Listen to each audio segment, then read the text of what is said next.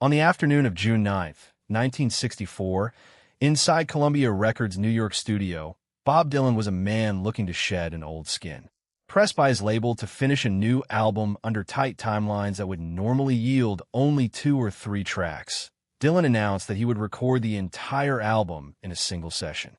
Turning to producer Tom Wilson, he promised a great record tonight before pivoting to journalist Nat Hentoff, who was sitting in for an interview, to share a sudden revelation. There aren't any finger-pointing songs. With those words, Dylan began his departure from the role of a spokesman.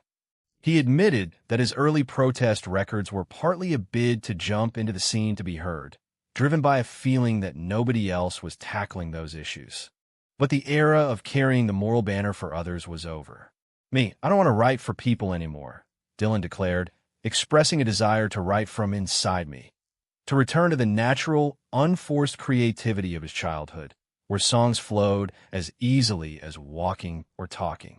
Yet, the definition of what actually constituted a finger-pointing song was immediately shrouded in confusion.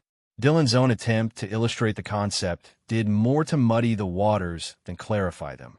He pointed to the death of Emmett Till, claiming he had written it in the first person, pretending to be Till. In reality, the recorded song is a third-person narrative. Whether Dylan's memory slipped, an unrecorded first-person draft existed, or he was referring to an intense emotional identification with Till, the contradiction left Hentoff and subsequent generations of critics struggling to grasp his meaning. Pressed by Hentoff for clarity 6 days later, Dylan offered a deeper, more searing critique of the contemporary protest movement. Asterisk, I looked around and saw all those people pointing fingers at the bomb. But the bomb is getting boring, because what's wrong goes much deeper than the bomb. What's wrong is how few people are free. Asterisk, for Dylan, pointing at the nuclear threat was a superficial exercise. The real crisis was internal. A society populated by intellectually shackled individuals who, walking around tied to something that prevents them from speaking, merely projected their own confusion onto the world. They held a vested interest in maintaining the current system, using outward-facing protests as a shield against inward-facing self-examination. To Dylan, a finger-pointing song was not just a protest song. It was a moral hazard, an act of taking a stance without internal clarity, confusing right and wrong, and still presuming to speak on behalf of others.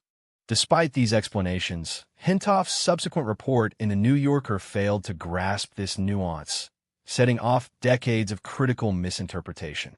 Music critics quickly canonized the narrative that Dylan's rejection of finger-pointing represented a retreat from social politics in a private emotion.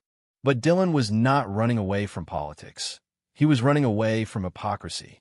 While Hentoff noted that the album's closing track, My Back Pages, seemed to express a desire to escape finger-pointing, he never followed up or examined the lyrics to discover the key.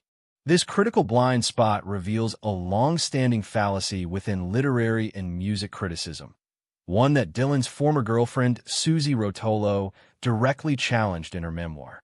The notion that interpreting a work ruins its meaning and beauty. This creed has allowed generations of critics to rest comfortably in ambiguity, never bothering to ask what a song actually says. In the case of My Back Pages, the song's core logic is remarkably simple, built around a single, recurring axis. Asterisk, but I was so much older then. I'm younger than that now. Asterisk, Dylan plays masterfully with tenses. Apart from the refrain, every line is set in the past tense, capturing the old and obtuse past, until the final line of the last verse, which suddenly pivots to the present tense. Asterisk, good and bad. I define these terms quite clear, no doubt, somehow. Asterisk, this tense shift acts as a decoder ring. It is the past self that was dogmatic and old, while the present self is young and clear-eyed. Dylan describes his former, finger-pointing self with devastating precision. In A Soldier's Stance, I aim my hand at the mongrel dogs who teach fearing not I become my enemy in the instant that I preach. Here lies the ultimate definition of the finger-pointing trap. The righteous preacher, locked in a soldier's stance, taking aim at the teachers around him, completely oblivious to the fact that his very preaching makes him one of them. The song is not a retreat from the world's problems, but a sharp-eyed rejection of self-righteous confusion. This trajectory of stripping away illusions reaches its zenith in Like a Rolling Stone. Critics fell into the exact same trap, missing the song's structural continuity with My Back Pages. Built on the same past versus present, then foolish, now wise framework, the song maps out the path to true clarity, the systematic dismantling of both material and spiritual attachments.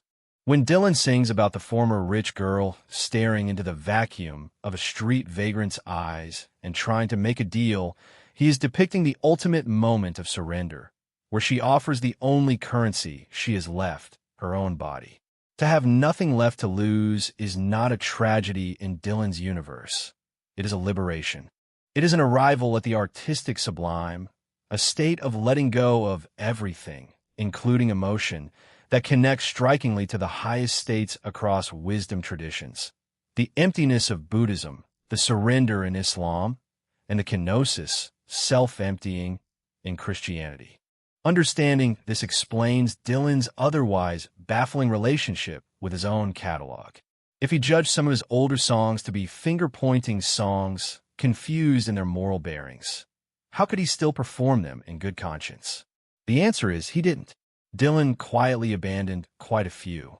Most famously, he refused to sing Blowin' in the Wind in public for 8 full years, starting in July 1963, and even tried to have it removed from the Freewheelin' Bob Dylan. In a cultural climate that equates interpretation with violation, Dylan's silent boycott went largely ignored. The marquee made merely another piece of paper blowing in the wind. But for those willing to listen, his rejection of the finger-pointing label was never a surrender. It was the moment he stopped pointing at the world and started looking at himself.